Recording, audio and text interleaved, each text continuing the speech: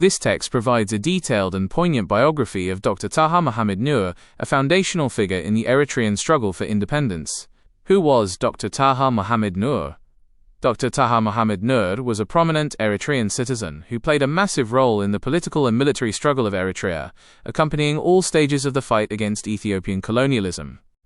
When we remember the Eritrean Revolution, Dr. Taha stands out as one of its primary intellectual architects. He was one of the heroic pillars of the revolution in Cairo who felt the deep pain and suffering of the Eritrean people. From his youth until his martyrdom, he paid a heavy price for Eritrea. He was among the few elite Eritrean intellectuals in Cairo who could truly be called philosopher revolutionaries.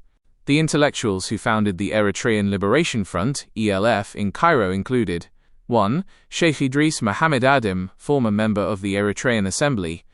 2. Said Hussein. 3. Dr. Taha Mahamednur. 4. Idris Osman Gladawas. 5. Mohammed Saleh Humed.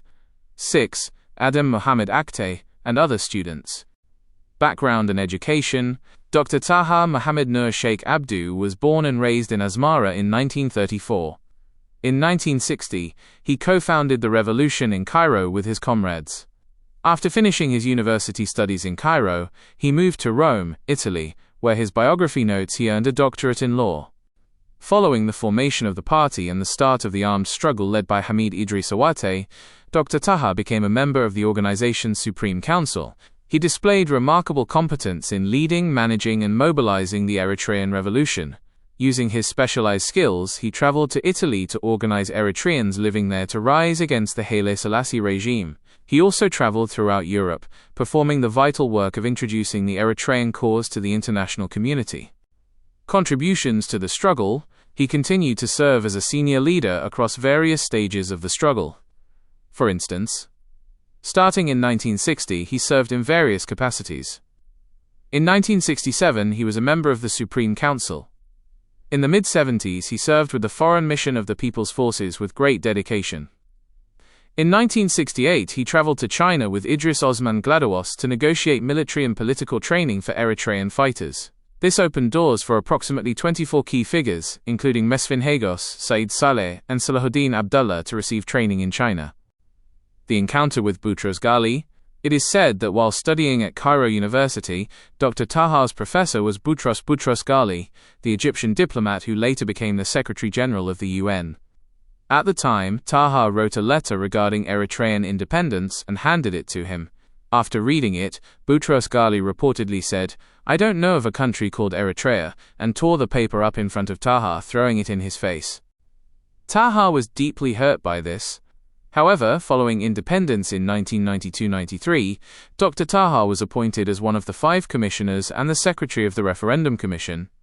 When Boutros Ghali came to Eritrea as an invited guest to witness the referendum he was overseeing, Dr. Taha, now the director of that very referendum, welcomed the arrogant diplomat.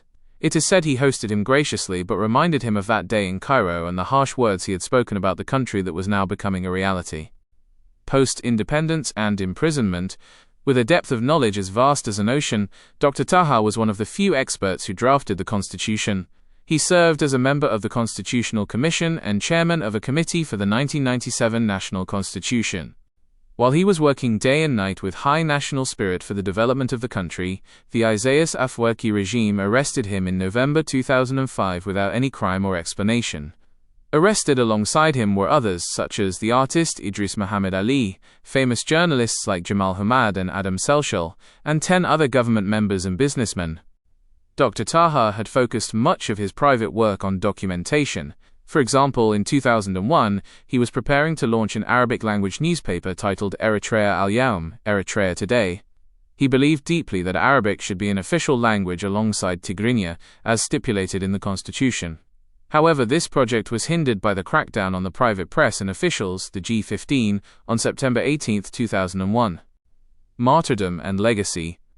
Dr. Taha held a firm stance that freedom must prevail in Eritrea. It is reported that he discussed these issues with others seeking change. In November 2005, he and artist Idris Muhammad Ali were accused of forming a movement called Freedom Now. While some believe this was the reason for their arrest, the regime never brought official charges. Despite his advancing age and failing health, the regime turned a deaf ear to all requests for his release. After suffering in prison, on the morning of Friday, February 15, 2008, the regime told his family to collect his body. Another martyr, Al-Hassan Abu Bakr Abdallah Farini, suffered a similar fate. After being imprisoned in Barentu and losing his ability to speak, he died shortly after his release in 2012.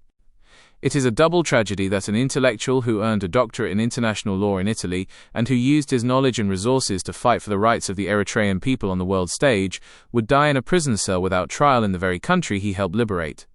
The regime of Isaias, which has proven hostile to intellectuals and the successful, threw this founder of the revolution into a dark cell until his death.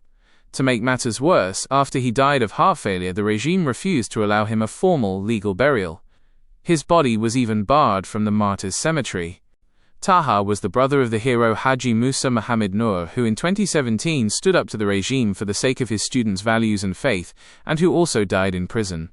That two brave brothers who gave so much for Eritrea both had their bodies delivered from a prison cell is a dark chapter of history. As for the journalists and artists arrested with Dr. Taha, their whereabouts remain unknown to this day. Their families live in agony, wondering if they are alive or dead. After 60 years of struggling against foreign colonizers, it is a staggering irony for the Eritrean people to be oppressed by a small group that looks and speaks like them. Regardless, the revolution, planted by the bravery of men like Dr. Taha Mahamednur, created a nation, and that is a history of pride. As for the group that has spent 35 years destroying the country and agonizing the people, history will judge them forever. Justice for the people of Eritrea.